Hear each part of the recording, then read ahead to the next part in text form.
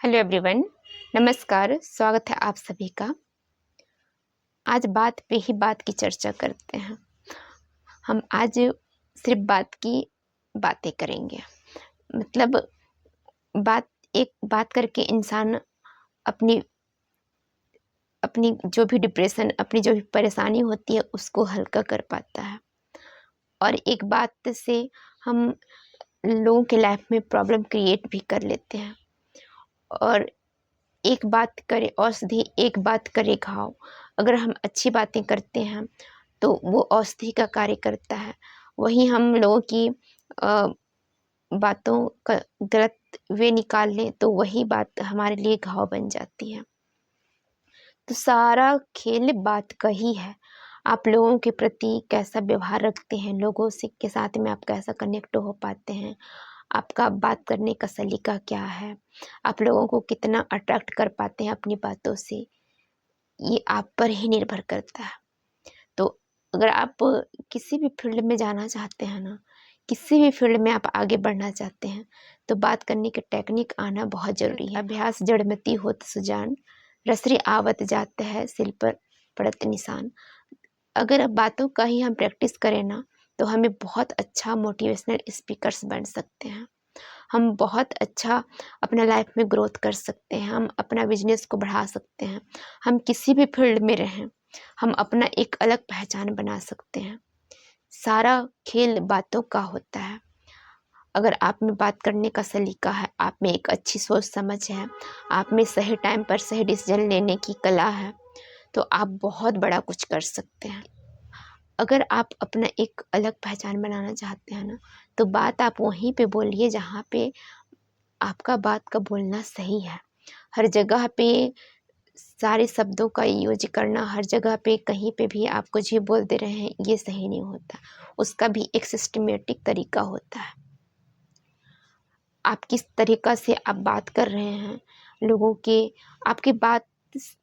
आपकी बातों से ही सामने वाला समझ जाता है कि आप किस कैटेगरी के हैं। आप कैसे फैमिली से बैकग्राउंड, आप कैसी फैमिली से आप आ रहे हैं, आपका बैकग्राउंड कैसा होगा, वो आपकी बात से ही पकड़ लेते हैं। तो इस चीज़ में आप अपने आप में बदलाव लाइए। और बदलाव लाने के लिए ज़रूरी है कि आप बुक पढ़िए।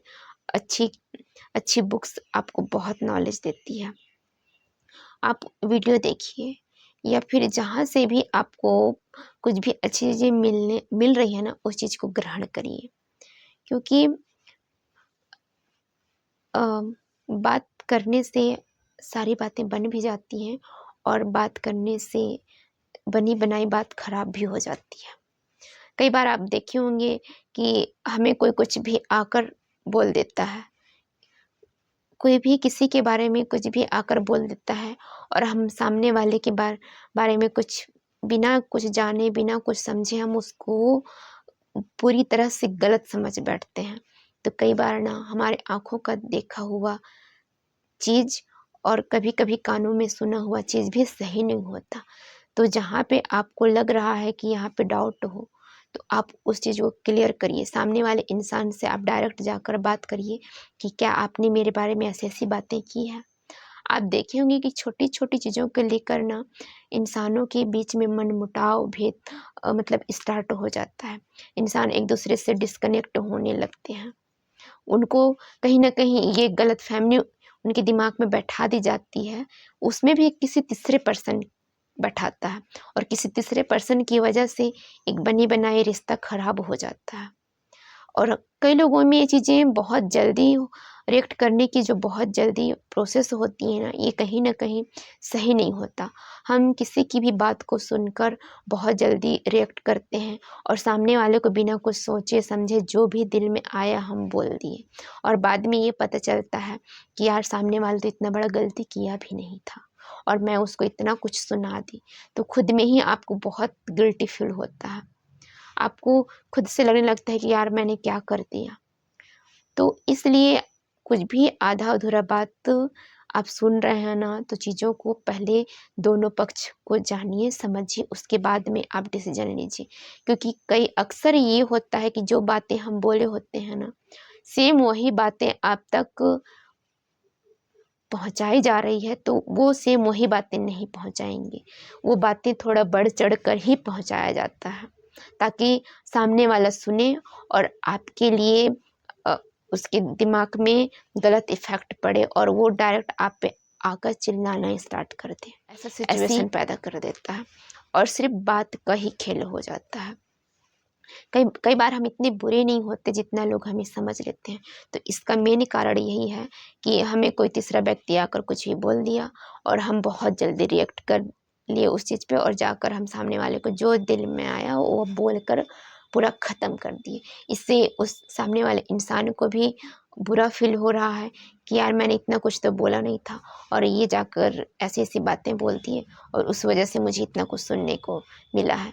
पर एक चीज़ का ध्यान रखिएगा कि जो भी चीज़ें हमारे साथ में होती हैं, कुछ भी चीज़ें अगर हमारे साथ में होती हैं ना, तो वो अकारण नहीं होता, उसके पीछे कुछ ना कुछ कारण होता है।